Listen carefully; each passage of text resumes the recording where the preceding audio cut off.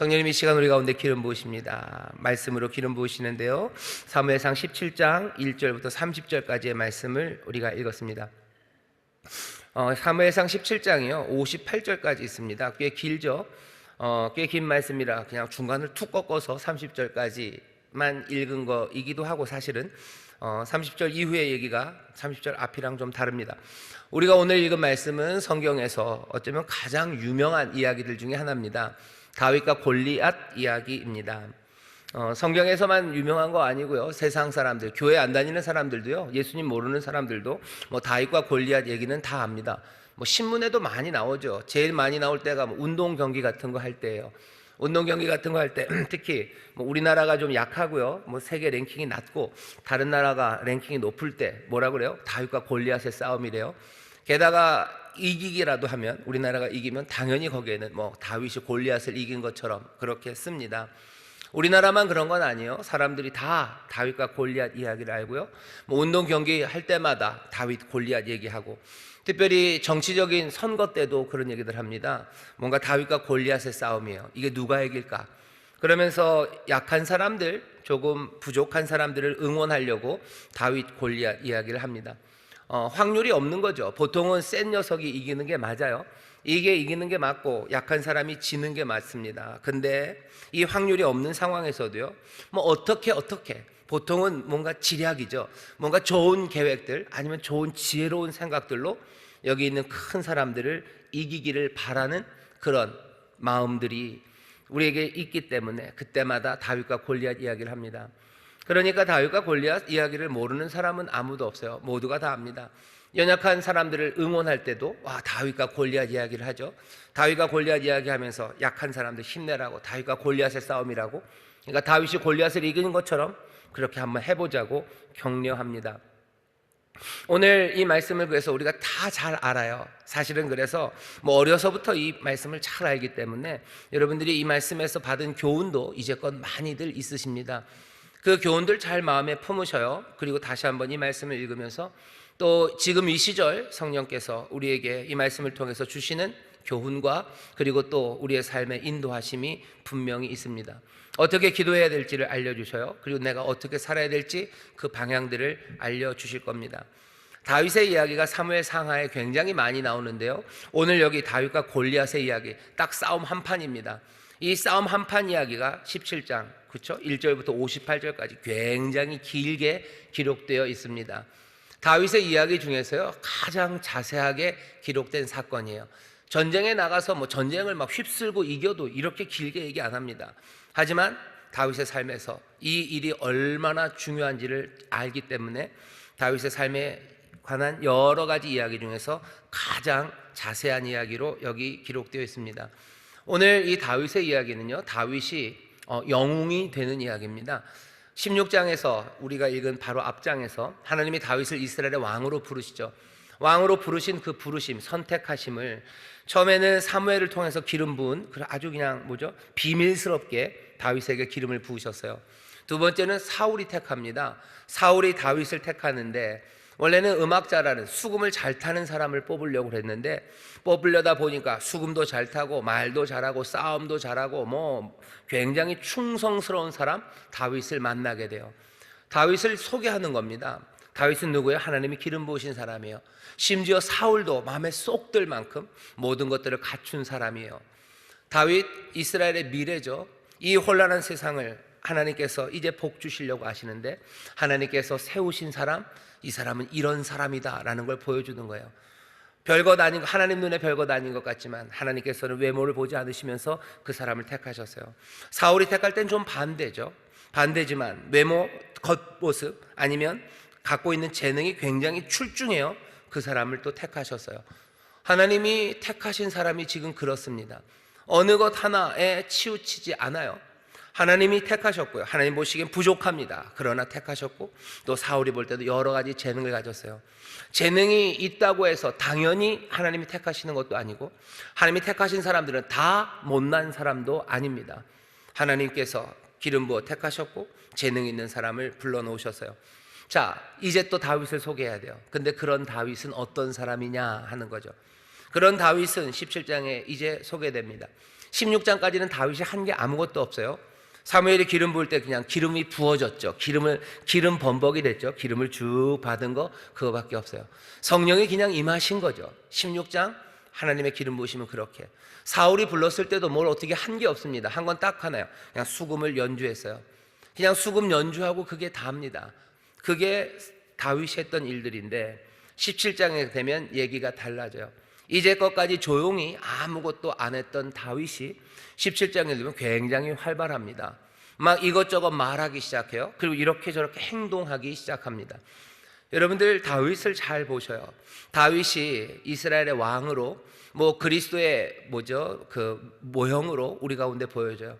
그리스도 기름 부으심 받은 자죠.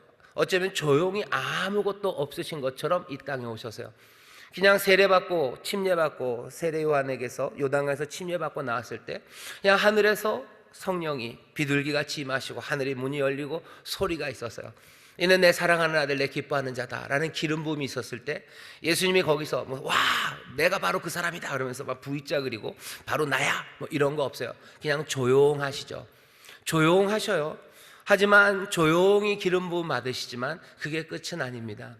예수님 말씀하기 시작하시죠. 회개하라고 얘기하기 시작하셔요. 돌아다니며 병자들을 고치기 시작하셔요. 아무것도 아닌 것처럼 받는 것 그것에서 끝나는 것만 아닙니다. 움직이기 시작해요. 우리도 마찬가지입니다. 우리도 하나님께서 우리에게 기름 부으시고 우리를 택하셔요. 거기에 대해서 우리가 할 게 아무것도 없죠. 우리는 조용히 그 은혜를 받는 거예요. 그 택하심을 받는 거예요. 거기에는 잘나고 못난 거에 대한 건 없습니다. 하지만 그거 받기 시작하면 여기 다윗이 이스라엘에게 나타나기 시작한 것처럼 말하기 시작해요. 그리고 움직이기 시작합니다. 우리가 은혜로 삽니다. 분명히 은혜로 살아요. 하나님 주신 은혜로 살고 하나님의 기름 부으심이 우리 가운데 있어요. 하지만 그 수동적인 받기만 하는 삶, 그 삶은 아니에요. 하나님은 우리에게 주셔서 겸손함과 감사로 우리가 그걸 받기를 원하시고요. 그 다음에는 다윗이 했던 것처럼 하나님의 일을 위해서 말하고 하나님의 일을 위해서 걸어가기를 원하십니다. 오늘 17장은요 이제껏 그냥 가만히 있었던 다윗이 알려주는 거예요. 내가 가만히 있어서 가만히로 보이냐? 내가 가만히가 아니다 라는 걸 보여주는 거예요. 하나님의 성도들 분명히 가만히 봤습니다. 그리고 움직여요. 예배하는 이 시간도 비슷하죠. 지금은 여러분들 하는 거 아무것도 없으셔요. 아멘만 하시죠. 아멘만 하셔요. 받는 거예요. 그냥 받아요. 와서 예배 사람들이 예배 교회 다니는 사람들 이상하다는 거죠. 모여서 기도하고 은혜만 받기를 좋아한다고. 맞아요. 은혜 받아야 돼요. 기름 부음 받아야 돼요. 그거 좋아합니다. 아니요, 사모합니다. 그리고 간절합니다. 그리고 뭐 하죠? 예배가 끝나면 나가요. 나가서 말합니다. 그리고 움직입니다. 누구처럼? 다윗처럼 그렇게 할 거예요. 예수님이 그렇게 하셨던 것처럼 그렇게 할 거예요. 은혜를 받고 성령이 임하시는 시간에 예수님이 거기서 무슨 구슬하신 거 아니에요. 거기서 무슨 작두 타셔서 거기서 뭘 합니까? 아니요. 은혜를 받고 기름 부음 받는 시간들이 있어요.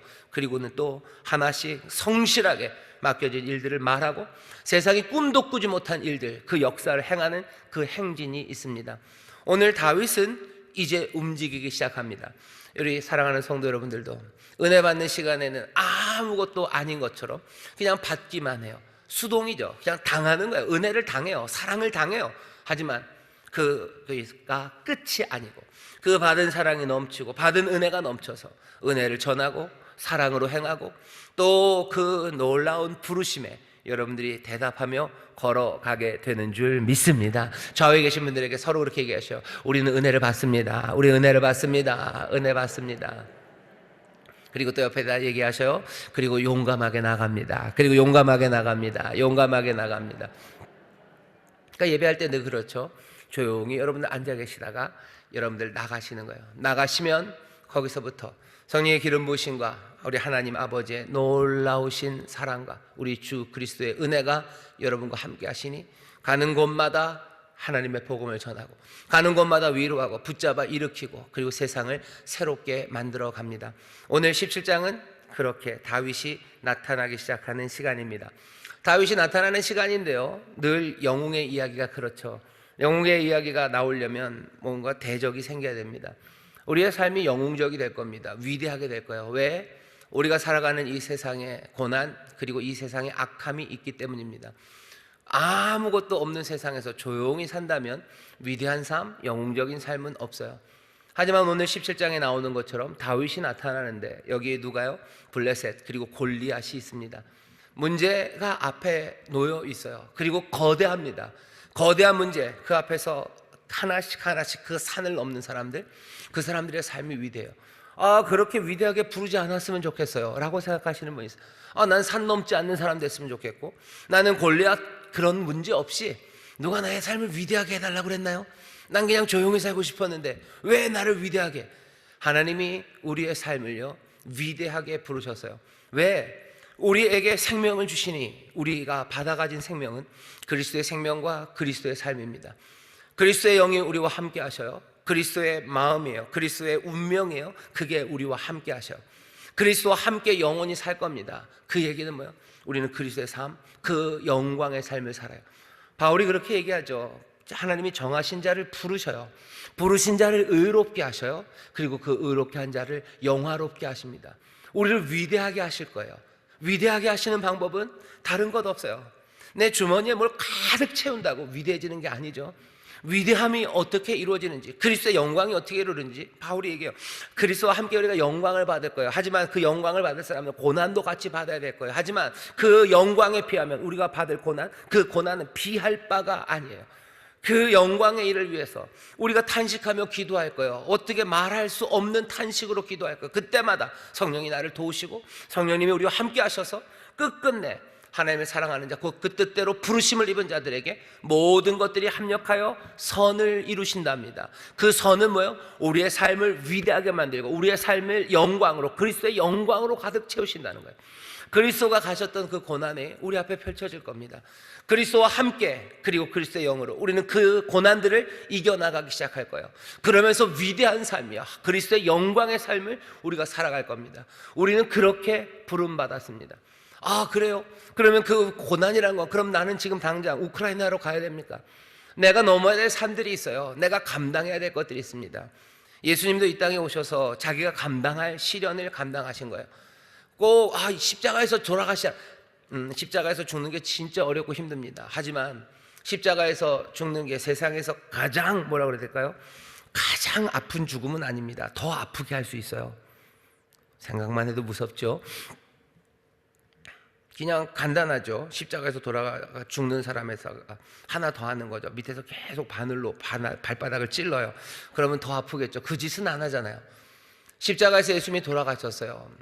3년 동안 공생에 3년 반을 사시면서 모욕당하시고 치욕을 당하셨어요. 3년보다 훨씬 더 긴 시간을 어려워하는 사람도 있고요, 더 많이 우여곡절을 겪은 사람들, 어쩌면 더 비참하게 죽는 사람들 있습니다. 예수님이 이 땅에 오셔서도요, 세상에 있는 모든 고난을 감당하셨죠. 우리의 모든 죄를 담당하셨어요. 하지만 그렇다고 해서 그 당시 예수님이 오셨을 때 세상에 있는 모든 문제들, 아픈 데마다 다 가면서 험한 바위마다 다 머리를 부딪히며 다니신 건 아니에요. 걸어가셔야 됐던 곳 갈릴리, 또 가셔야 됐던 그 광야, 그리고 그 예루살렘, 거기에 있는 어려움들, 그것과 싸우셨어요. 저기 로마 황제, 로마에 있는 것과 싸우지 않으셨어요. 저기 어디 브리튼, 아니면 우리 여기 대한민국 신라시대 여기 오셔서 싸우진 않으셨어요. 자기가 맡겨진 그 길을 걸으시면서 싸우시고, 그 길에서 고난당하시고, 또 거기에서 하나님의 영광을 받으십니다. 내가 당하는 고난이 세상에 있는 모든 고난을 다 싸워 나갈 건 아니에요. 내게 족한 것, 그리고 내 삶 앞에 하나님 주가 나를 인도하시면서 내가 넘어야 될 산들을 나에게 주실 겁니다. 내 산이 남들 산보다 더 높다고 할 일도 아니고, 내 산이 남들보다 더 낮아서 여러분들 너무 실망하지 마셔요. 내게 맡겨주신 삶입니다. 다른 사람에게 왜 쟤는 나보다 높습니까? 쟤는 뭡니까? 라고 하지 마세요. 예수님이 제자들을 마지막으로 잔치를 베푸시고 먹을 걸 주시고, 요한복음 마지막에 그러죠. 이제 보냅니다. 베드로도 보내고 다른 제자들도 보내요. 그때 베드로가 그러죠. 사랑하는 제자에서 저 사람은 어떻게 됩니까? 베드로야, 저 사람은 네가 할 바 아니지. 네가 할 바 아니고 너는 네가 가야 되는 그 길을 나와 함께 가자고 말씀하셔요. 다른 사람들의 고난보다 내 고난이 더 어렵고 왜 그러십니까? 아니요, 그거에 대해서 물을 거는 아닙니다.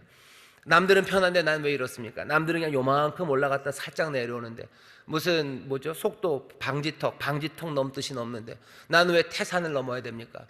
여러분들 그거 예수님께 물으려고는 하지 마셔요.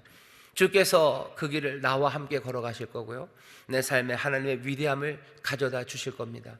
다시 한번, 다윗 어려움으로부터 위대함을 만들어냅니다. 사랑하는 성도 여러분들, 고난과 역경이 뭔가 하나님의 일을 위해서 탁 나섰는데 그 앞에 나를 턱 가로막는 것들이 있을 때 남들과 비교할 것도 아니고 왜 이러냐고 물을 것도 아닙니다.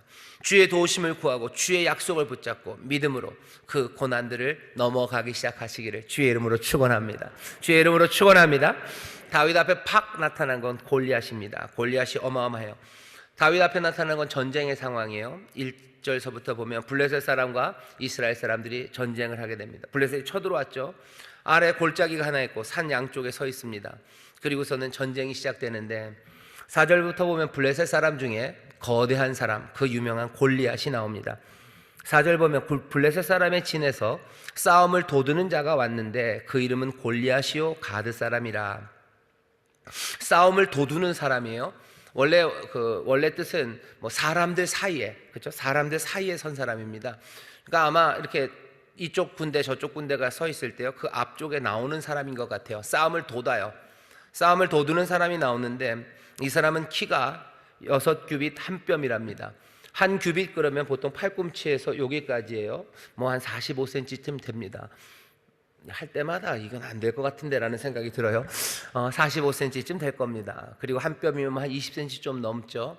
그렇게 따지면 계산하면 뭐 골리앗은 키가 한 290cm쯤 돼요. 너무 크죠. 어마어마하게 큽니다. 어마어마하게 큰 사람이에요. 진짜 큰 사람이에요. 이 사람은 키만 큰 게 아니고요, 앞에 나와서 싸움을 도두는, 그러니 뭔가 싸움도 잘하는 사람이에요. 이 사람의 머리에는 노투구 썼고요, 몸에는 어린 갑을 입었어요. 그 갑옷의 중수가 놋 5,000세겔이에요. 다리에는 놋 견갑을 찼어요. 어깨 사이에는 놋 단창을 메었어요. 그리고 창을 들었습니다. 거구입니다. 키는 2m 90쯤 되고요. 그리고 노스로 그냥 온몸을 다 감쌌어요. 여기 보면 어린 갑이라고 그랬는데요, 어린이면 물고기 비늘입니다. 여러분들 갑옷 같은 거 보면 이렇게 비늘처럼 이렇게 만들어 놓은 거 있죠? 아마 그런 갑옷이었던 것 같아요. 어린 갑을 노스로 만들어서 갑옷을 입고 다리에도 노스로 딱 다리를 보호해요. 지금식으로 말하면요, 뭐 최첨단 무기입니다. 최첨단이에요. 그것도 노스로 그 막 번쩍번쩍해요. 뭐 기능도 좋고요, 그리고 비싸기도 하고요, 멋도 나고요, 그냥 폼 나는 최첨단 무기로 다 무장을 했습니다. 어깨 사이에는 단창을 차고요, 그리고 배틀채 같은 창을 지금 들고 있는 골리앗입니다. 어마어마한 사람이에요. 어마어마합니다. 어마무시무시한 이가 지금 그 앞에 나와 섰습니다. 2m 90이 앞에 서 있으면 뭐 어마어마할 겁니다. 노스로 그냥 막 번쩍번쩍하고 걸을 때마다 어린 갑을 입었으니까요, 그 비늘 같은 그 노 조각들이 뭐 철컹철컹 했을 거고요. 어깨 사이에 단창 딱 꽂혀 있고요, 어마어마한 창 빡 들고 그리고서는 서 있죠. 서서 겁줍니다. 뭐라고 그러냐면 8절입니다. 이스라엘 군대를 향하여 외쳐가로되 너희가 어찌하여 나와서 항오를 벌였느냐? 나는 블레셋 사람이 아니며 너희는 사울의 신복이 아니냐? 너희는 한 사람을 택하여 내게 내려보내라. 누구 하나 나오라는 거죠. 누구 하나 나와라. 나와서 나와 싸우자요. 내가 지면 우리 블레셋이 너희의 종이 되고 나온 그 사람이 지면 너희가 우리 종이 되라. 나와라. 또 가로되 그가 내가 오늘날 이스라엘의 군대를 모욕하였으니 사람을 보내어 나로 더불어 싸우게 하라는지라. 아마 그 얘기만 딱 하진 않았을 거예요. 온갖 모욕하는 말들을 다 했을 겁니다. 나와라, 1대1로 싸워서 내가 이기면 니네가 내 종이 되고 내가 지면 우리가 네 종이 될게. 그리고 나서 모욕하는 말들을 했겠죠. 온갖 욕짓거리들, 온갖 추잡한 말들, 온갖 짓밟는 말들, 수치스러운 말들을 이스라엘에 쏟아 부었습니다. 그러면서 얘기하는 거예요. 내가 너희들 모욕했으니까 사람 보내서 싸우게 하라고. 오라는 거죠. 싸움을 돕습니다. 1대1로 붙자는 거예요. 뭐 무슨 전쟁을 이렇게 하나. 옛날에는 이런 식으로 1대1로 나와서 싸우기도 합니다. 1대1로 나와서 싸워서 뭐 누가 이기는지를 정해요. 영화 보면 여러분들 그 트로이라고요, 얼마 전에 꽤 유명했던 브래드 피트가 나왔던 트로이라는 영화가 있어요. 거기 보면 1대1로 나오죠. 1대1로 나와서 뭐 트로이의 헥토르가, 그리고 이쪽 그리스 쪽에서는 아킬레스가 나와서 둘이 싸워요. 아니면 뭐 그 전에는 헥토르 동생이죠. 뭐 파리스랑 뭐 메넬라우스 뭐 이런 사람들 1대1로 나와서 싸울 때가 있어요. 그러니까 옛날부터 일리아드입니다. 호모 일리아드, 뭐 그 전에도 보면 전쟁이 되면 유명한 장군들, 제일 힘세고 잘 싸우는 녀석들이 앞에 나와서 싸웁니다. 이런 일들이 있죠.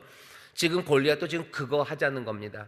근데 그거에서 정말로 한 사람이 치면 아주 깨끗하게 우리가 적군, 그러니까 우리가 니들의 종이 되겠다, 그러지는 않아요. 그러지는 않아요.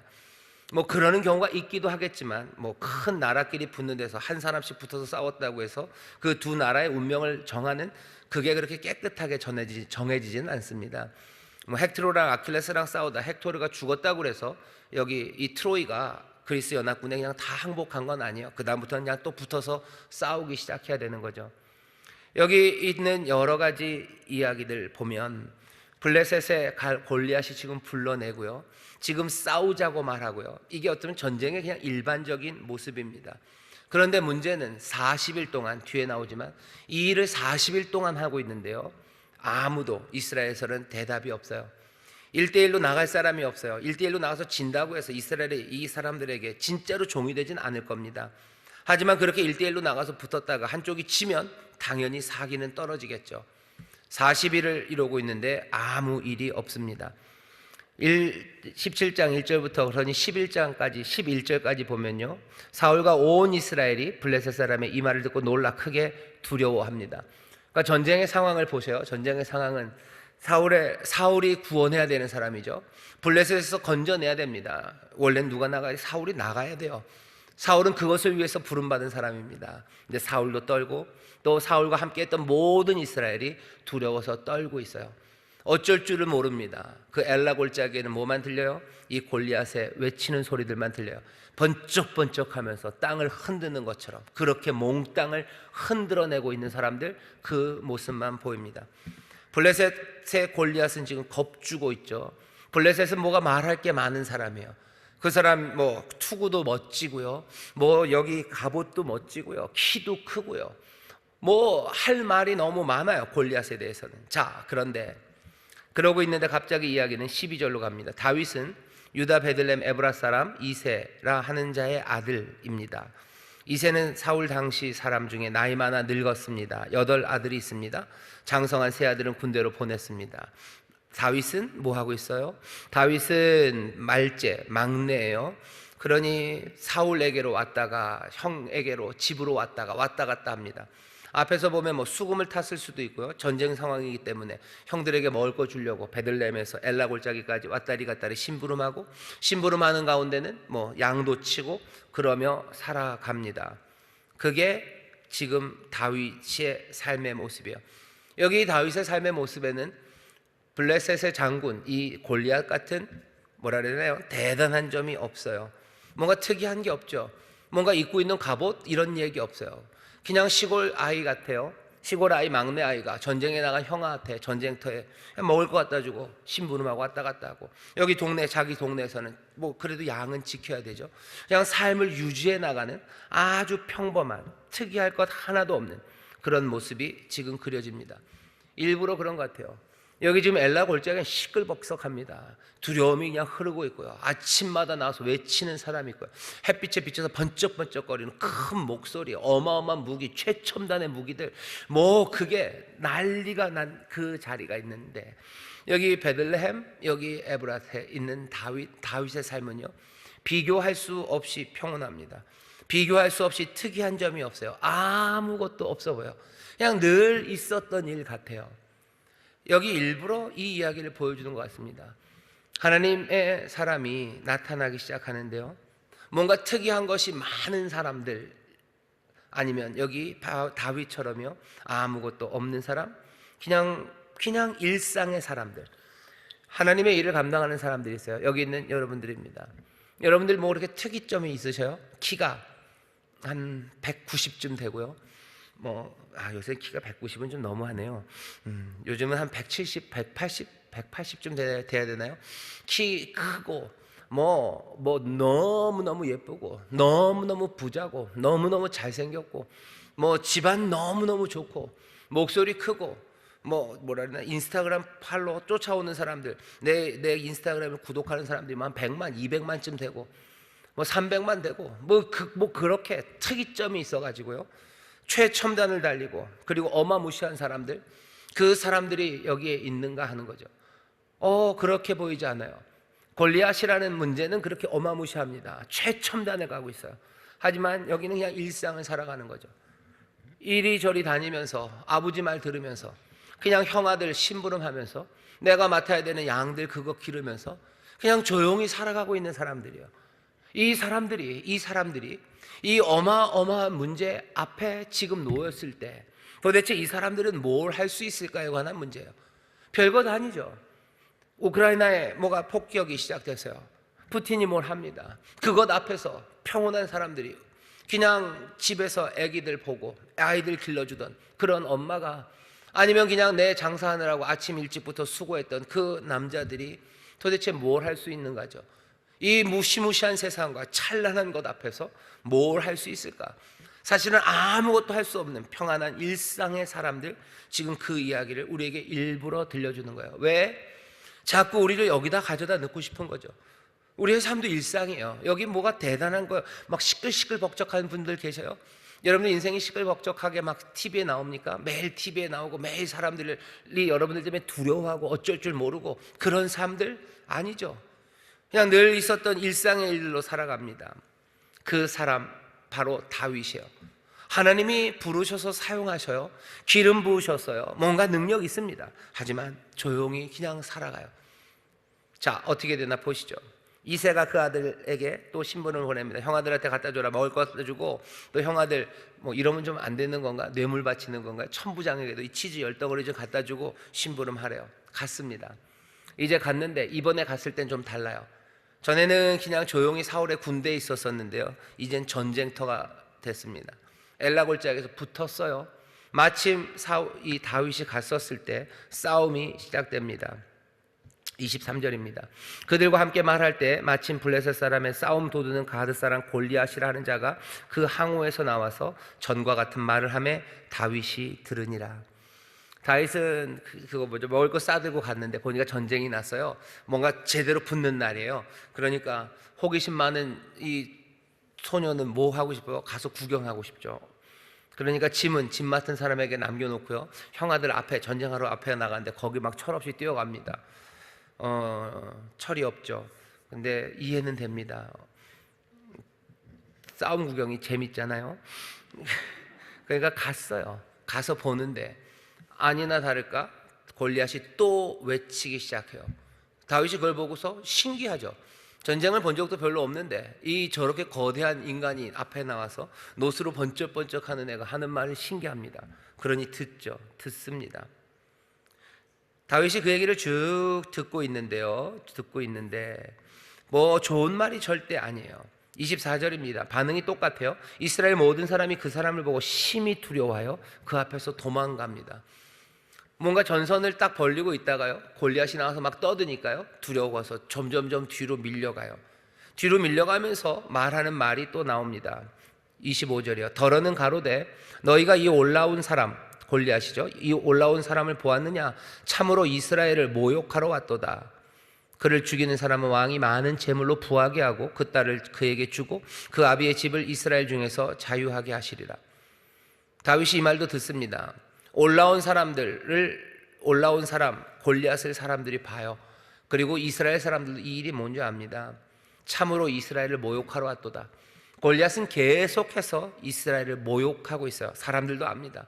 모욕을 당하고 있는데 대답을 못해요. 왜? 골리앗이죠. 최첨단의 어마무시한 이가 지금 모욕해요. 이스라엘은 40일 동안 그 모욕을 당하면서도요, 뭐 하는 거예요? 두려워하고 있어요. 모욕을 당하면서 두려워합니다. 두려워하고 도망가고 뒤로 밀려요. 자기들도 알죠. 사울이 말했어요. 많은 재물을 주겠다고. 나가서 이기면 재물도 주고 자기 딸도 주고 그리고 자유케 한대요. 아마 세금도 이제 안 내도 되고 그 집안은 이제 군대를 내보내지도 않아도 되고 국가에 대한 모든 의무는 이걸로 다 갚은 걸로 치자, 뭐 그런 식으로 뭐 공신의 집안으로 책봉하노라, 뭐 이런 느낌이죠. 사울이 그런 상을 주겠다는 이야기를 사람들이 합니다. 다윗이 그 이야기를 들었어요. 다윗이 듣고 26절입니다. 곁에 서는 사람들에게 말하여 가로되 이 블레셋 사람을 죽여 이스라엘의 치욕을 제하는 사람에게는 어떠한 대우를 하겠느냐? 무슨 상 준다고요? 묻는 거죠. 상일 막 얘기하는데 저 사람 죽이면 무슨 상 준다고요? 라고 얘기를 합니다. 그러면서 덧붙이죠. 이 할례 없는 블레셋 사람이 누구간데 사시는 하나님의 군대를 모욕하겠느냐. 다윗은 지금 뭐가 궁금하냐면요, 받을 상이 궁금합니다. 왜? 신기하죠. 어린 소년이 가서 보니 뭐 상 주고 뭐 왕 얘기 나오고 왕의 딸 공주 얘기 나오고 뭐 재물 얘기 나오고 그러니까 신났어요. 무슨 상을 준다고요? 물어요. 묻는데 묻는 그 뒤편에 깔려 있는 생각이 중요합니다. 무슨 상을 주는지 물으면서요, 다윗은 이렇게 얘기해요. 이 사람은 이스라엘의 치욕을 제하는 사람이에요. 저 골리앗을 죽이는 사람은 그냥 골리앗을 죽이는 사람이 아니에요. 그 사람은 이스라엘의 치욕을 제하는 사람이라고 말합니다. 아무 반응이 없는 건, 이스라엘에서 아무 반응이 없는 건 그건 치욕스러운 일이에요. 골리앗이 모욕하죠. 여기는 뭐합니까? 반응이 없어요. 침묵합니다. 이건 치욕이에요. 다윗은 적어도 이 골리앗을 없애야 돼요. 그래야 이 이스라엘의 치욕을 사라질 거라고 얘기하는 겁니다. 여기 다른 이스라엘 사람들은 그냥 두려움으로 받아들여요. 하지만 여기 다윗은 이 일을 치욕으로 받아들입니다. 모욕을 감당하면서 침묵하는 것, 그것은 치욕이에요. 다윗의 생각 밑바닥엔 그게 깔려 있어요. 모욕을 그냥 감당하는 것, 아무 반응 없는 것, 그건 부끄러운 일이에요. 거기에 뭔가 분명히 대답이 있어야 돼요. 그리고 또 하나, 다윗이 말하는 거는요, 지금 여기 골리앗이 모욕하고 있는 것은 단지 사울과 이스라엘만은 아닙니다. 여기 블레셋 사람이 지금 모욕하는 것은 사시는 하나님의 군대예요. 하나님의 군대를 지금 모욕해요. 우리를 그냥 이스라엘 군대를 모욕하는 게 아니에요. 사신 하나님의 군대를 모욕하는 거예요. 그러니 당연히 지금 골리앗은 누구를 모욕하고 있는 겁니까? 살아계신 하나님을 향해서도 지금 모욕하고 비난하는 겁니다. 다윗은 지금 이 상황을 그렇게 알아들어요. 소위 말하는 벌어지는 일들을요, 신학적으로 해석합니다. 이건 그냥 일이 아니에요. 이건 하나님에 대해서 모욕하는 일이에요. 그러니 뭐 어떻게 해야 되는지 다윗은 생각이 하나씩 나기 시작하는 것 같습니다. 이스라엘과 사울은 이 문제를 그렇게 보지 못해요. 그냥 블레셋 사람이 와서 싸우자는 것에 우리는 그냥 두려울 뿐이에요. 블레셋 사람이 싸우자는 싸움에 우리는 감당이 안 될 뿐이에요. 그러니 겁나는 거죠. 다윗은 좀 달라요. 이 블레셋 사람이 나와서 싸우자는 것은 지금 하나님에 대한 공격이에요. 그렇다면 블레셋 사람이 싸우자는 방식, 그 방식 말고요, 하나님이 주시는 어쩌면 특별하고 그리고 또 강력한 힘들, 그리고 그 강력한 지혜, 그것들을 우리에게 주실 거라고 다윗은 믿는 겁니다. 이건 블레셋의 싸움이 아니에요. 이건 하나님의 싸움이에요. 블레셋의 싸움이라는 건 블레셋의 방식으로 싸우자는 거죠. 칼로 나오려는 거죠. 단창으로 나오려는 거죠. 내 창보다 더 큰 창을 가지고 나오든지, 아니면 내 창보다 더 빠른 창을 가지고 나오든지, 블레셋 지금 골리앗은 그 싸움의 털을요, 자기 조건으로 갖춰 놓는 거예요. 블레셋의 방식으로 싸우자는 거죠. 이렇게 싸우자, 나와라. 그런데 이스라엘과 사울은 거기에 대적할 수 없어요. 블레셋의 방식으로는 안 됩니다. 그러니 떨고 있는 거예요. 그러니 사망에 어쩔 줄 몰라. 블레셋의 방식으로 싸울 수 없죠. 왜? 골리앗은 6규빗이 넘어요. 6규빗이 넘는데 그런 사람이 어디 있습니까? 하지만 이 싸움이요, 살아계신 하나님에 대한 싸움이라면 싸움의 방식은 달라져야 돼요. 블레셋의 방식으로 싸우는 것 아닙니다. 블레셋이 말하는 창으로 싸우는 것 아니에요. 단창으로 싸우는 것 아니에요. 이 싸움은 여호와께서 싸우시는 다른 방식으로 싸우시는 거예요. 하나님의 능력, 하나님의 지혜가 다른 방식으로 하는 거지, 칼로, 창으로 그렇게 싸우는 것 아닙니다. 다윗은 자기도 알죠. 골리앗에 비할 바가 아닙니다. 골리앗의 방식으로는 자기가 이길 수 없음을 알아요. 이길 수 없죠. 만약에 그렇게 돼서 싸워야 된다면 두려워할 수밖에 없죠. 하지만 이 싸움은 그런 싸움 아니에요.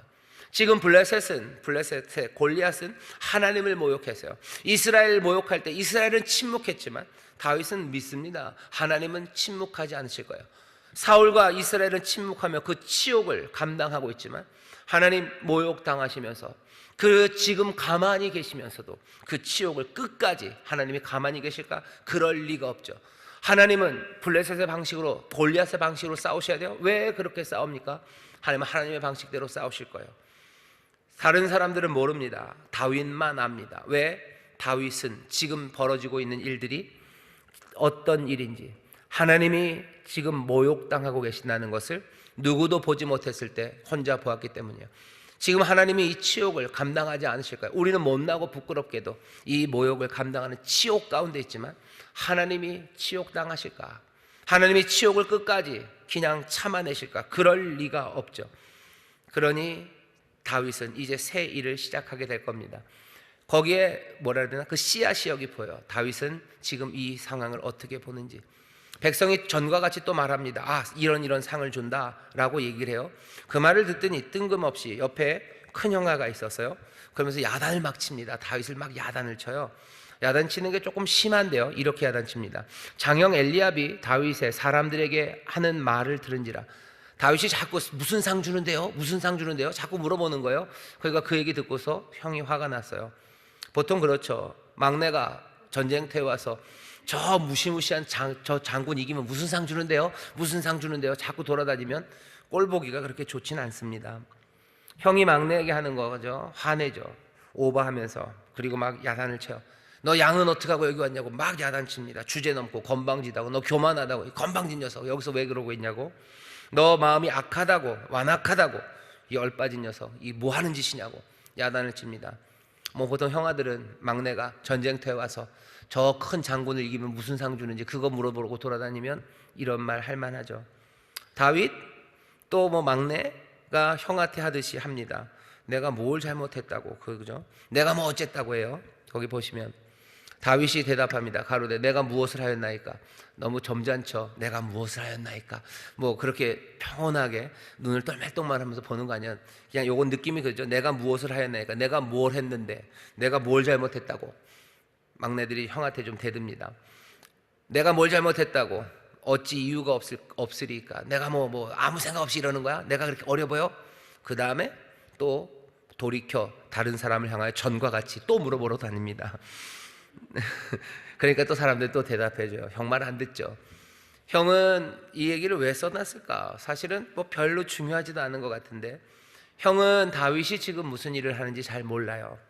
어떻게 보면 어린아이처럼 보여요. 어린아이처럼 보인다는 거 얘기하고 싶은 것 같아요. 형은 야단치고 늘 어린 동생 형한테 하시, 아 내가 뭘 잘못했냐고. 여기까지 뭐가 여기 지금 다윗이요, 뭐가 이렇게 성령의 기름 부음이 확 해서 발이 땅에 안 닿는 것처럼 뭐 이렇게 쫙 걸어다니면서 무슨 무공인가요? 무협지 같은 데 보면은 무슨 경공을 하면서 쓱 지나다니는 그런 사람 아니라는 거예요. 진짜로 그냥 꼬마 같은 꼬마예요. 진짜로 꼬마 같은 꼬마. 형이 그렇게 야단치면 아 내가 뭘 잘못했다 그러면서 또 물어보고 다니는, 그냥 왕이 주는 선물 그것에 관심이 많은 그런 아이처럼 여기 지금 그려놓고 있습니다. 하지만 우리는 알죠. 이 다윗이 정말로 무책임한 사람이 아니에요. 형은 무책임하다, 양은 어떻게 놓고, 너 교만하고 악하다. 아니요, 다윗 악한 사람 아니에요. 의무를 그냥 집어 던진 사람 아니에요. 다윗 지금 넋 나가서 정신없이 여기를 돌아다니는 사람 아닙니다. 오히려 이 모든 이스라엘 군대 안에서 넋이 안 나간 사람은 이 사람 하나예요. 이 모든 치욕을 감당하고 어쩔 줄 모르는 사람 중에서 용감한 마음, 하나님을 향한 선한 마음 가진 사람은 이 사람 하나입니다. 어려워 보여요. 하는 말이 어려요. 하지만 이 마음은 완악한 마음이라고 엘리압이 오해하며 말해요. 하지만 우리는 이 마음이 어떤 마음인지 압니다. 하나님이 전에 한번 말씀하셨어요. 나는 외모를 보지 않는다. 나는 사람의 중심을 본다 하셨어요. 그때 설교하면서 하나님이 우리 마음에 있는 중심이 우리가 뭐 비단결 같아서가 아니라고 그랬지만, 하나님이 보시는 다윗의 마음에 물론 못난 것 많습니다. 하지만 엘리압은 보지 못하는 마음이 뭔지 이젠 우리도 볼 수 있어요. 다윗에게는 그 마음이 있습니다.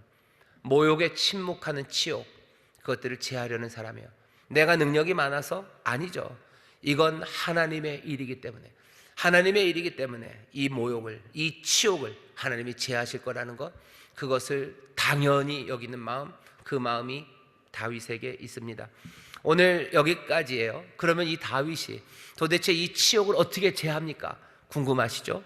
다음 주 투표를 하고 오시던, 예배를 드리고 투표를 하시던, 아니면 그 전에 하시던 다음 주에 다윗이 어떻게 그것들을 제해 나가는지를 볼 겁니다. 오늘 어디까지요? 이 마음이에요. 가만히 있을 수 없어요. 왜? 그 치욕을 느끼기 시작하고요. 그리고 이 치욕의 사건을 내 문제가 아니라 이건 하나님의 문제로 바꿔보기 시작하는 사람들, 그 사람들이 달려나갈 수 있어요. 그 사람들이 블레셋의 싸움이 아니고요, 다른 싸움을 할 수 있는 겁니다. 여러분들 오늘 본문을 보면요, 이런 얘기예요. 사실은 세상의 방식으로 이 세상의 블레셋 이겨내지 못한다는 걸 잘 아는 사람들이 있습니다. 그게 우리들이에요. 이 세상을 블레셋의 방법으로 이길 수 있습니까? 블레셋의 방법은 무기를 가지고 오라는 거예요. 네 키는 얼마냐는 거죠. 내 키가 290이 됩니까? 안 돼요. 그럼 키 경쟁에서 이길 수 있습니까? 못 이기는 거죠. 창이 배틀채만 해요. 그 창태가. 우리의 창은 그만합니까? 우리의 창은 뭐 나무젓가락 같아요. 이깁니까? 못 이기죠. 세상의 방식으로는 이 세상의 블레셋을 이길 수 없어요. 세상의 힘들이, 그리고 기술들이, 아니면 또 세상이 갖고 있는 그 폭력이 우리에게 다가올 때요, 우리가 그 세상의 방식으로 이길 수 없음을 아는 사람들이 있어요. 이길 수 없음을 알아요. 내가 키가 한 4m 되면 그렇게 싸우면 돼요. 하지만 내 키가 무슨 4m입니까? 2m 90 앞에 나는 150 이제 조금 넘어요. 반토막이에요. 이건 해도 안 된다는 걸 절감하는 사람들이 있어요. 세상이 나에게 다가오는 그 문제 앞에서요, 세상의 방식으로 이길 수 없는 사람들, 그것을 절감하는 사람들, 그 사람들이 이 이야기를 들어야 됩니다. 세상에 폭력의 문제가 있어요. 강한 놈들이 뭘 하죠? 푸틴이 뭘 이상한 짓을 합니다. 푸틴의 게임을 하려면 어떻게 해야 되는 거예요? 푸틴이 미사일 쏘는 것보다, 푸틴이 미사일을 2만 개 갖고 있어요? 그럼 우리는 적어도 4만 개쯤 갖고 있으면 이길 겁니다. 이 세상에서 블레셋의 방식으로 싸워서 그것들을 이기는 것, 그것이 가능하냐요? 두 가지죠. 그런다고 되냐? 폭력을 폭력으로 이길 수 있냐? 우리가 보는 거는 군비 경쟁입니다. 뭐 냉전이 끝났다고 하지만 이제 어쩌면 푸틴이 우크라이나를 치면서요, 새롭게 냉전 시대가 되는 것 아니냐? 말이 냉전이라고 그러지 또 다른 식으로 말하면 이러는 거예요. 뭐 독일도 이제 무장하겠다는 거죠. 왜 우리가 돈도 있고 뭐도 있는데 왜 우리를 무기를 못 만드냐? 러시아가 저렇게 난리를 치면 우리도 좋은 무기 만들자는 거예요. 폭력에 대해서 뭐야? 폭력으로 우리도 힘을 거기서 첨단 미사일을 가지면 우리도 가져요. 니들이 핵을 가지면 우리도 핵을 가질 거예요. 이건 끝없는 교착입니다. 그리고는 그냥 세상은 온갖 날이 시퍼런 무기들만 가득할 거예요. 그게 정말로 위대하게 우리가 꿀 수 있는 꿈인가? 하나님이 오늘 이 말씀을 통해서 우리에게 보여줘. 블레셋의 방식으로 싸울 수도 없어요. 싸울 힘이 있다고 해서, 그것을 가져온다고 해서 제대로 된 평화가 오는 것도 아닙니다. 그 다음 문제는 뭐예요? 싸울 힘도 없는 사람들이 있어요. 여기에는 블레셋에 이만큼의 힘이 있는데 싸울 힘이 없죠. 연약합니다. 어쩌면 소망은 이 사람들에게 있다고 얘기하시는 것 같아요. 이 싸울 힘이 없는 사람들은요, 이 모욕당하는 어려움의 문제를 어디로 끌고 가요? 이건 하나님을 향해서 끌고 가요. 연약한 하나님의 사람들, 이때부터는 블레셋의 방식으로 싸우는 게 아닙니다. 기존의 방식이 아니에요. 하나님의 방식으로 싸우는 거예요. 하나님의 방식으로 그 힘을 이기는 겁니다. 폭력적인 범죄가 있습니다. 폭력적인 범죄를 싸우기 위해서 더 폭력적인 형벌로 문제가 해결되지는 않습니다. 이 슬픈, 아니면 어쩌면 이 분명한 다윗과 골리앗의 싸움 이야기에서 연약한 사람들에게 소망이 있어요. 내 삶의 압도적인 문제에 깔려서 나는 어쩔 수 없어요, 골리앗 앞에. 아니요, 하나님께서 이 연약한 사람들에게 소망을 주 앞에 두신 이에게 하나님의 방식으로 이기게 하셔요. 이 소망 하나가 있어요. 또 하나의 소망은 좀 더 위대합니다. 어쩌면 그렇게 싸워서 이기는 사람만이 세상의 폭력과 악을 이겨낼 수 있는 사람이에요. 내 삶의 회복을 주실 거고요, 그렇게 연약한 우리를 회복시키는 바로 그 방식으로 하나님은 온 세상의 악하고 그리고 폭력적인 문제들을 해결해 내실 겁니다. 그 소망을 가지셔요. 연약해도 하나님이 나를 구원하실 거예요 라는 소망입니다. 또 바로 그 길이 제대로 이 땅에 소망을 만들어내는 방법이에요. 감사하십시오. 그리고 뭐셔요? 여러분들 감격하셔요. 연약한 나에게 승리를 가져다 주시니 감사하셔요. 연약한 나에게 주신 그 승리가 정말로 오직 한 가지, 세상에 구원을 가져다 주고 나만이 아니라 세상을 구원하는 그 길임을 여러분들 감격으로 받아들이십시오. 그게 오늘 우리에게 그리고 이 시대에 주시는 하나님의 뜻입니다. 내 용기, 내 힘, 내 머리로 되지 않아요. 아니 내 친구들의 것으로도 되지 않습니다. 하지만 이것이 하나님 앞에 또 하나님의 문제가 되기 시작하면 내가 하나님의 자녀고 하나님의 사랑이 나와 함께 있고 내가 하나님의 사랑하심과 보호하심 가운데 있음을 내가 믿기 시작할 때 그때부터는 꿈꾸기 시작하죠. 하나님께서 역사하실 걸 꿈꿔요. 내 안에 새로운 소망이 또 그런 연약한 나를 통해서 세상을 바꾸실 그 소망이 우리에게 보여집니다. 여러분들 이 가슴 벅찬 두 배의 소망들을 여러분들 채우시기를 주의 이름으로 축원합니다. 여러분들의 삶에서 하나님 모욕당하십니까?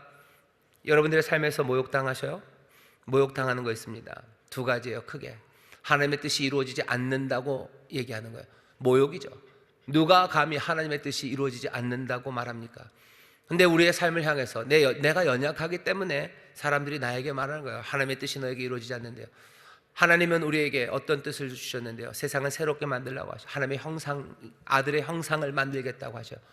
아들의 형상, 예수 그리스도의 모습, 그 선하심과 의로 네 삶에 좋은 게 있겠냐는 거예요. 네가 의롭게 살 수 있겠냐 하는 거죠. 네 삶이 뭐가 복이 되겠냐는 거죠. 네가 복된 삶을 살겠냐, 네가 무슨 사람들에게 뭘 좋은 걸 주겠냐. 아이고 앞가림이나 하고 살아라. 침묵합니다. 그래 모욕에 침묵하는 거예요. 그건 치욕입니다. 그건 나만의 치욕이 아니에요. 내가 아무것도 아니면 내가 그냥 내 치욕이겠지만 나는 하나님의 자녀예요. 내가 하나님의 자녀인데 하나님의 뜻이 내 삶에서 이루어지지 않는다는 건 내 부끄러움에서 끝납니까? 아니죠. 하나님이 뜻하신 바가 이루어지지 않은데요. 그러니 어떻게 해야 되죠? 그 치욕을 제하기 위해서요, 소망으로 일어섭니다. 소망으로 일어서기 시작해야 돼요. 어떻게 일어서는지는 다음 주에 한다고 했어요. 하지만 어디까지는, 이 마음까지는 여러분들이 붙잡고 오늘 가셔야 돼요. 내 삶을 향해서 하나님의 뜻이 이루어지지 않는다고 말하는 그 모욕에 여러분들 너무 오래 참으신 것 같습니다. 오래 참으시면 안 돼요. 그건 치욕이에요. 나만의 치욕이 아니에요. 그건 하나님의 치욕이에요. 이것이 하나님의 치욕이다라는 게 보여지기 시작할 때 그때 세상의 방식 말고 하나님의 방식으로, 하나님의 도우심으로, 하나님의 기름 부으심으로 내가 그 치욕을 제하는, 떳떳하게 본때를 보여줄 수 있는 그 길들이 열립니다. 골리앗이 그랬을 때 다윗이 본때를 보여줬어요. 어떻게 보여줍니까? 블레셋의 방법은 아니에요. 하나님의 일이기에 하나님이 주시는 것, 그거 분명히 있습니다. 하나님의 뜻이 여러분들에게 이루어질 줄 믿습니다. 하나님의 뜻이 이루어지지 않는다는 모욕이에요. 또 뭐냐면 하나님의 방법이 통하지 않는다는 모욕입니다. 하나님의 방식대로는 살 수 없다는 거예요. 은혜로는 살 수 없다, 그런 얘기하죠. 돈으로 사는 거지 뭐. 에휴 무슨 이런 이야기들이에요. 그거 뭐야? 하나님 모욕하는 겁니다. 선하게 살아야 돼요. 용서하며 살아야 돼요. 하나님 앞에 끝까지 소망으로 살아야 돼요. 뭘 그런 걸. 세상 방식으로 살아야지. 하나님의 방법은 통하지 않는다고 거기에 대해서 그냥 침묵하는 거죠. 그렇지 뭐. 사상 사는 게 그렇지 뭐. 뭐 하는 거예요? 침묵하는 거죠. 모욕이죠. 하나님의 방법은 통하지 않는다. 그리스도의 방법은 통하지 않는다는 거예요. 통하지 않는다고 말하는데 그것에 그냥 침묵합니다. 모욕을 감수하는 치욕이에요. 이건 우리의 문제가 끝이 아니죠. 그리스도가 길이 아니라는 거예요. 그리스도가 길이 아니라는 거예요. 우리 주님이 뭐예요? 진리가 아니라는 거예요. 그게 사는 거, 그게 생명이 아니라는 거예요. 그보다 훨씬 더 자기들이 똑똑하다는 거죠. 자기들이 더 지혜롭다는 거죠. 자기들이 그게 길이라는 거죠. 삶은 그렇게 사는 거라고 얘기하는 거죠. 거기에 대해서 침묵하는 거예요. 이스라엘은 40일 침묵했습니다. 우리는 얼만큼 침묵했나요? 어쩌면 2년, 3년, 4년, 5년? 어쩌면 이제 막 그래서 한 2주 정도 침묵했나요? 하나님의 방법이 통하지 않는다고, 하나님의 뜻이 이루어지지 않는다는 이야기에 우리가 침묵하고 있는지, 이게 내 삶에 대한 비난이고 내 삶에 대한, 그리고 내 어리석음에 대한 이야기가 아니에요. 왜? 내가 말하려고 하는 것, 내가 붙잡은 것, 내 지혜가 아니에요. 내가 만든 길이 아니죠. 주께서 우리에게 보이신 그 길과 우리에게 주신 말씀과 우리에게 전하신 그 약속과 뜻을, 하나님의 것, 주님의 것을 세상이 모욕할 때 우리는 얼마나 오래 침묵하고 있는지, 누가 그 치욕을 제하는지. 치욕을 제하는 사람은 누구예요? 지금 여기 하나님이, 내 주님이 모욕당하고 있다는 것. 이제 세상의 방식이 아니라 주의 방식으로 싸워야 된다는 것, 그것들을 마음에 품기 시작하는 사람, 그 마음을 잃지 않는 사람, 그 사람들이 모욕에 침묵하는 치욕을 제하기 시작할 겁니다. 여러분들 다시 한번 내 삶을 이번 한 주간 잘 돌아보셔요. 내 삶에서 하나님의 뜻이 모욕당하고 내 삶에서 하나님의 방법이 모욕당하고 있는지, 내가 거기에 얼마나 침묵하고 있는지, 나는 그 치욕을 내 치욕이 아니라 하나님의 치욕이라고 생각하며 하나님이 일하실 것, 하나님의 방식을 꿈꾸기 시작하는지, 여러분들 그거 보십시오. 그래서 부글부글 끓는 마음으로 다음 주에 오셔요. 그럼 어떻게 그 치욕을 제하는지 우리 함께 붙잡고 또 그 길로 함께 달려가기 시작할 겁니다. 기도하겠습니다. 하나님 감사합니다. 다윗과 골리앗의 이야기를 우리가 다시 한번 봅니다. 우리에게 승리를 가져다 주시고 연약한 자들의 승리를 통하여 세상에 다른 승리를 만들어내실 하나님, 여기 하나님의 자녀들, 세상에 어마어마한 힘들 그건 없어도 정말로 아무것도 아닌 것 같고 그냥 일상을 살아가는 사람들 같지만, 주여 이들이 정말 하나님의 영광을 위하여 일어설 자들이요, 이들을 통해 세상에 참된 소망과 생명이 넘치게 하실 것을 믿사오니, 주여 우리의 삶을 건져주시고 구원하심에 대한 감사와 이 위대한 삶으로 우리를 부르심에 대한 감격이 우리 가운데 넘치게 하여 주옵소서. 감사드리며 예수님 이름으로 기도하옵나이다. 아멘.